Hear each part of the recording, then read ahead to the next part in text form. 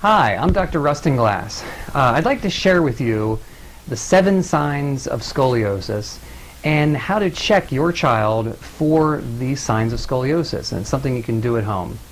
Scoliosis is an abnormal sideways curve of the spine, and it is relatively common.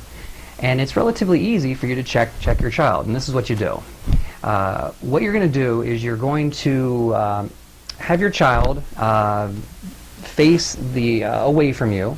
You're going to have them just stand there with their eyes closed and their arms just right down at their side. What you're going to do is stand behind them and you're going to check for seven things. And we're just going to start from the top down. Starting at the top, you're going to look for head rotation, abnormal head rotation. And the way you check for that is if you're standing behind your child, if you're seeing one cheek more prominently than the other cheek, that can possibly be a sign of some curvature developing in the neck. The next thing you want to check for is what we call head tilt. And the way you check for that is if you look at the earlobes. Do the earlobes look relatively level? If they're abnormal, just make note of that, and that's a possibility. The third thing we want to check for is shoulder height and shoulder level. Does one shoulder seem abnormally higher than the other or not, or is it relatively balanced? That's just something we want to be checking for. Kind of moving down the spine, looking at the shoulder blades themselves. Now there's 2 things to check with the shoulder blades. If you put your thumbs underneath the lower part of the shoulder blades, do those seem relatively level, or is one side higher than the other side?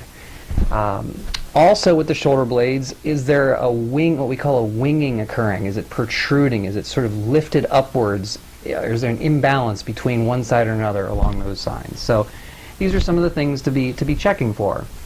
Kind of moving down, what we want to do is have them bend forward and try to touch their toes. And while they're doing that, I want you to take a look at their back. When they're bending forward, you're going to see the spinal bones, and you're going to see the ribs on either side. If you're looking, does one of those ribs look abnormally higher than another? Is there what we call a rib hump possibly developing? If so, that could be an indication of scoliosis. Once you have your child back standing up straight, we want to check the final thing is for hip leveling.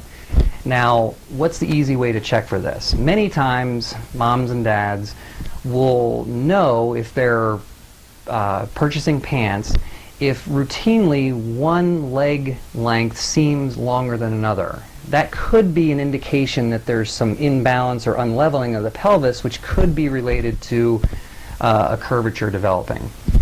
Now, if you see any of these indications on your child and you're wondering about this, or if it's significant or not, I want you to feel free to bring your son or daughter into the office on your next appointment, and I can take a look at your child for you, and I can give you an indication if this is really a true indicator. If it is, we can very easily order a scoliosis x-ray, which can tell us firstly if in fact there is a curvature developing in there, and also how severe that curve is. So if you have any concerns or if there's any indications that you're finding on your child, please feel free to bring him or her into the office. We'll take a look and see if we can help you out. So I'm Dr. Rustinglass, and I hope this was helpful.